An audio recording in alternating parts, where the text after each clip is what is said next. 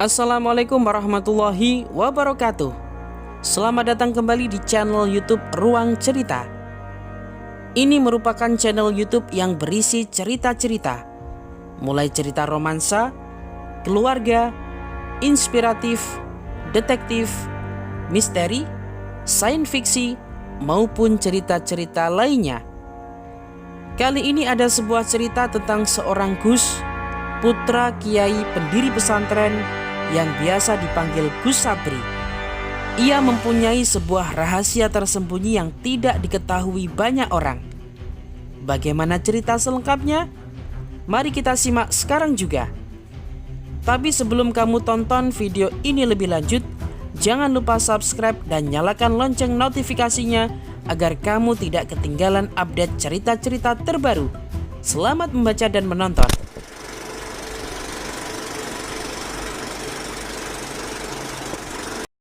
Gus Sabri. Siapa yang tidak kenal beliau?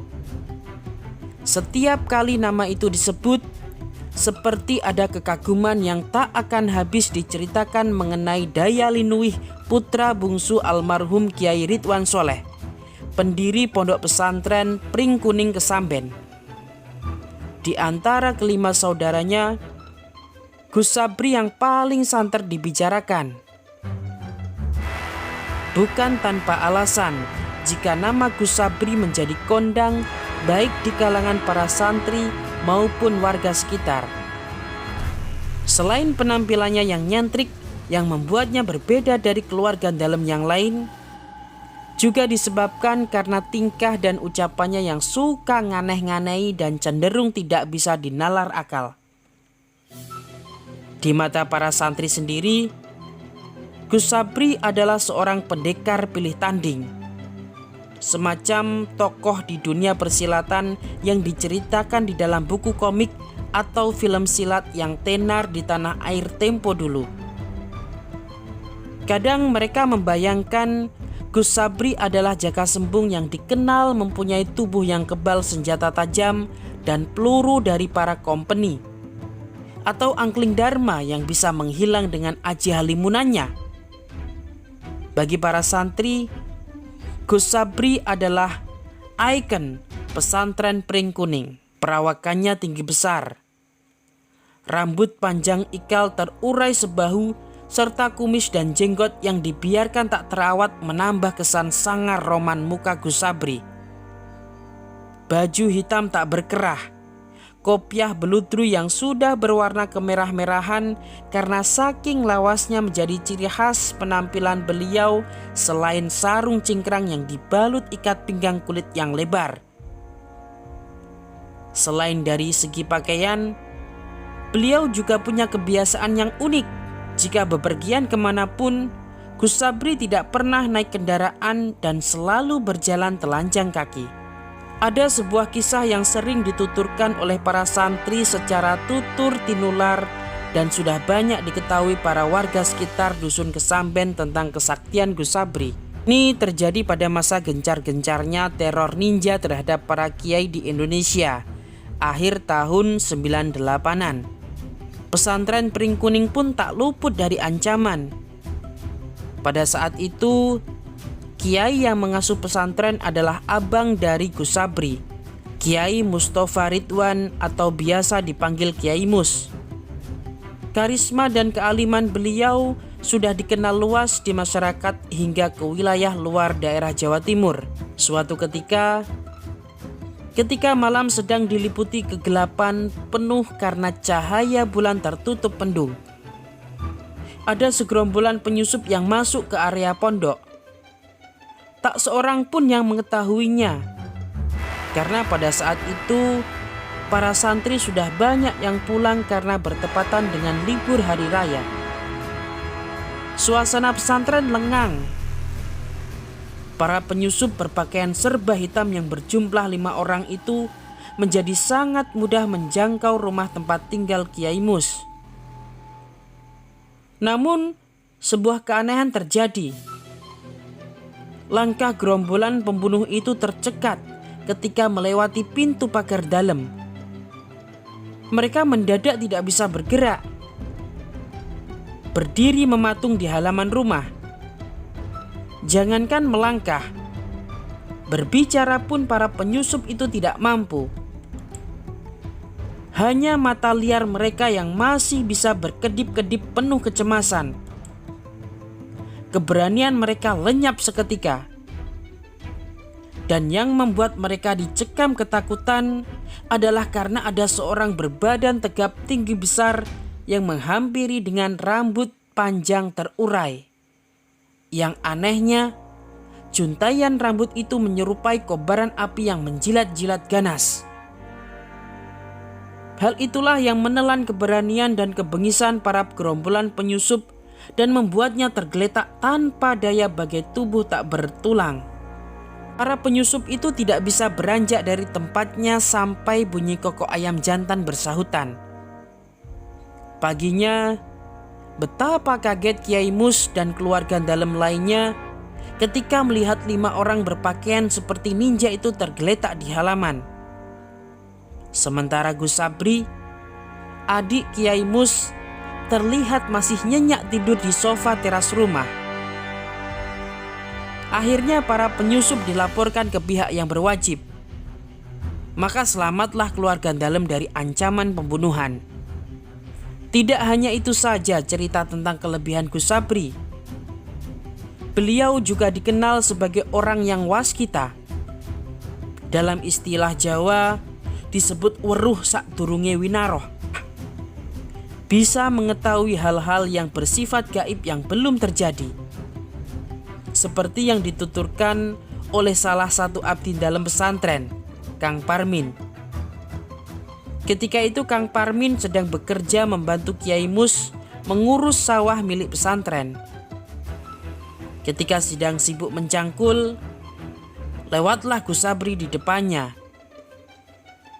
Dengan nada yang santai, tanpa ada referensi pembicaraan sebelumnya, tiba-tiba Gus Sabri menyuruh Kang Parmin pulang ke rumahnya. "Min, besok pulang Min," seloroh Gus Sabri. "Loh, wonten nopo Gus?" jawab Kang Parmin setengah keheranan. "Sudah, kamu pulang saja besok.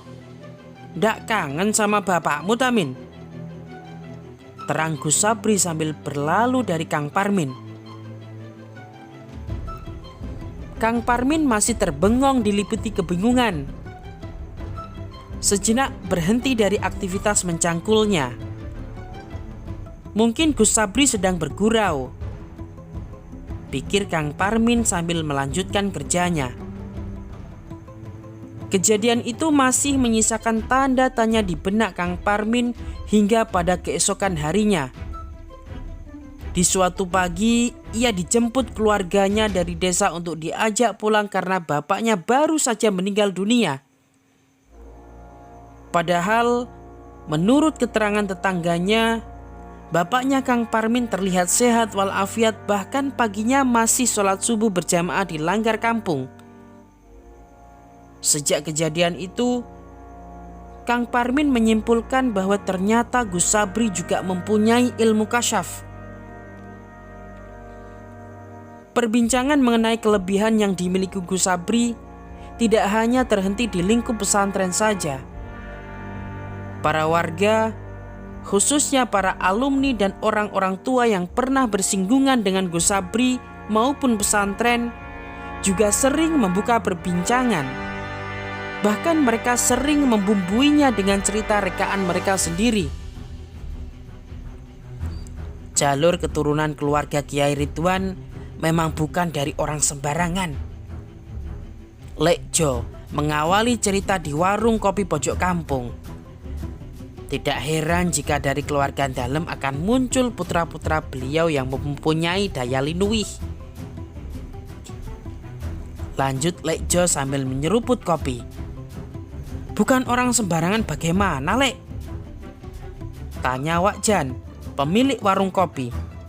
Abahnya dulu itu salah satu kiai penggembleng kanuragan Laskar Rakyat yang berperang melawan para penjajah.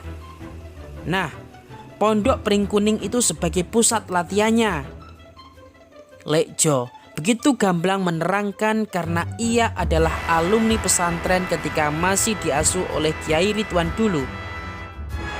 Dari sebuah fakta menyebutkan, jika diruntut, nasab keturunan keluarga Kiai Ridwan akan sampai pada keturunan kesekian dari tokoh yang menjadi sentral pada zaman kerajaan Islam setelah Demak Bintara berkuasa. Hal ini yang membuat orang-orang sangat hormat dan segan kepada keluarga Dalem. Selain karena tersohor kealiman ilmunya, juga karena masih memiliki terah darah biru. Hari itu keluarga besar Pondok Pesantren Pring Kuning punya gawe. Haul yang ke-17 Al-Maghfurlah Kiai Ridwan Soleh, pendiri pesantren, akan dilaksanakan. Sejak jauh-jauh hari, semua telah dipersiapkan. Para abdi dalem dan santri semua terlibat dalam kepanitiaan. Termasuk yang paling sibuk adalah Kang Parmin.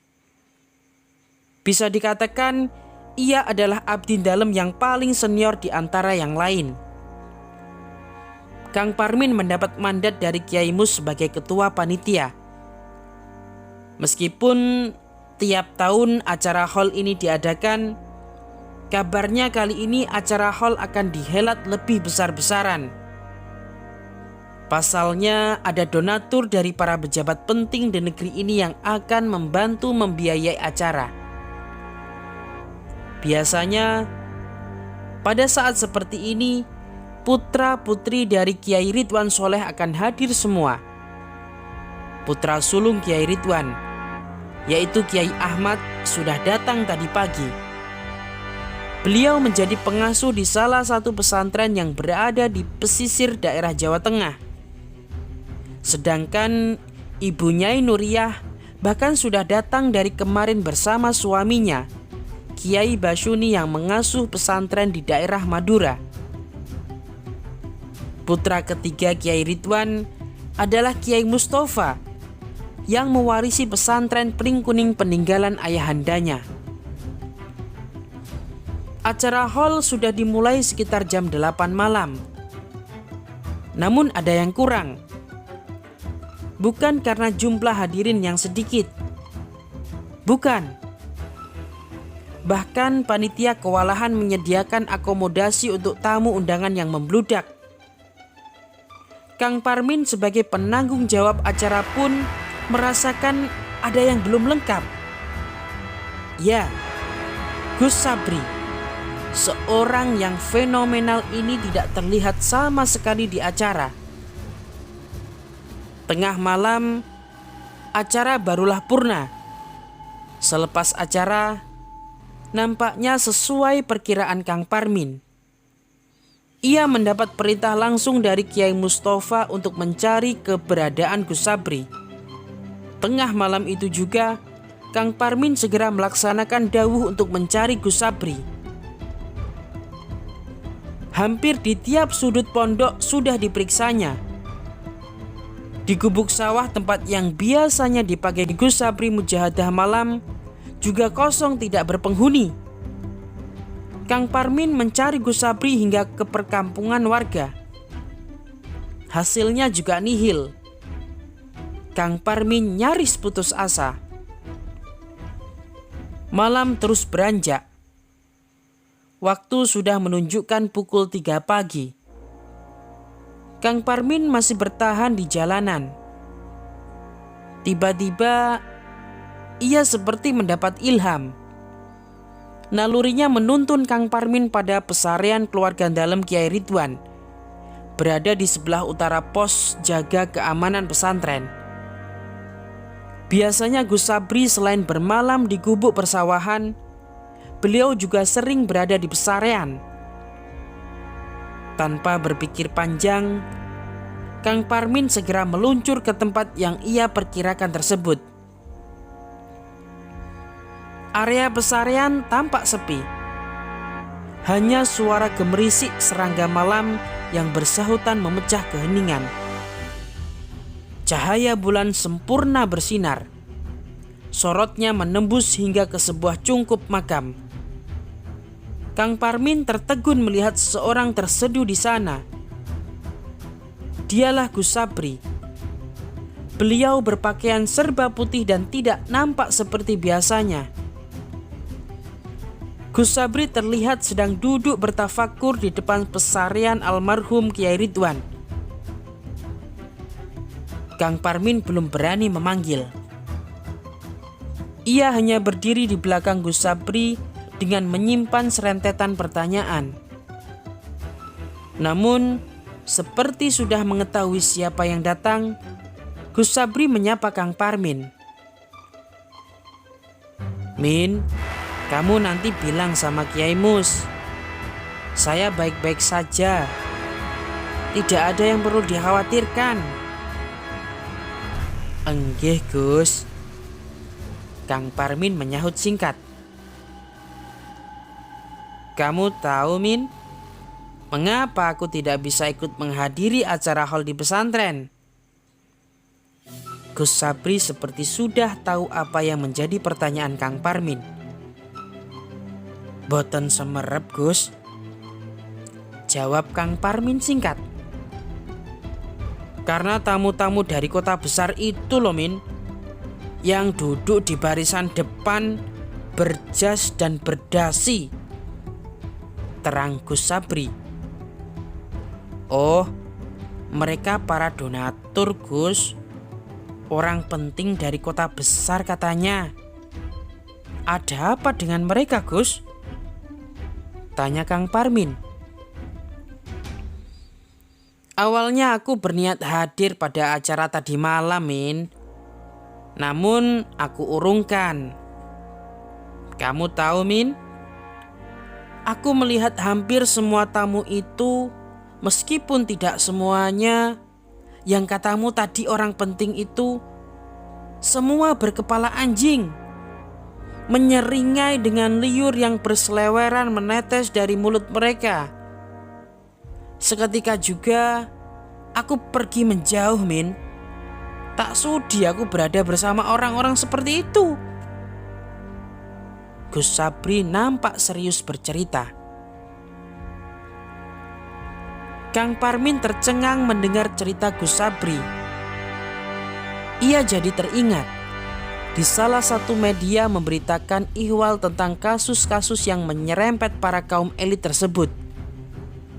Namun ujung-ujungnya ketika diproses, mereka masih bisa lolos dari jerat hukum. Kang Parmin percaya bahwa penglihatan Gus Sabri benar adanya. Memang di dunia ini ada hal lain yang tidak bisa dinalar, termasuk kelebihan yang dimiliki Gus Sabri. "Sudah Min, bilang sama Kiai Mus, untuk sementara ini aku akan pergi. Kemana kakiku akan melangkah, biarlah mengikuti kata hati. Nanti jika pesantren kembali bercahaya, aku akan kembali," ucap Gus Sabri. Kang Parmin mengangguk dan hanya bisa diam. Sebuah pelajaran amat berharga ia dapatkan. Setelah pamit undur diri, Kang Parmin segera kembali ke pesantren. Dengan perasaan yang berkecamuk di dadanya, ia memutuskan akan memberanikan diri menyampaikan cerita dari Gus Sabri pada Kiai Mus. Kang Parmin yakin Kiai akan dengan sangat arif menanggapi permasalahan ini. Dari kejadian ini, Allah telah membuka setitik rahasia yang tersembunyi pada orang-orang yang berhati putih seperti Gus Sabri. Seorang yang punya tingkat keikhlasan dan ketawaduan yang benar-benar murni. Kelebihan yang beliau miliki sejatinya adalah titipannya. Menjadi sebuah karunia atau ujian, tergantung dari sudut mana kita memandangnya. Sampai cerita ini ditulis, Gus Sabri belum pernah sekalipun tampak kembali ke pesantren. Lalu, di manakah beliau berada? Wallahu a'lam bishawab. Gresik, Agustus 2019. Terima kasih buat kamu yang sudah tonton video ini. Jangan lupa subscribe dan nyalakan lonceng notifikasinya untuk update cerita-cerita terbaru. Wassalamualaikum warahmatullahi wabarakatuh.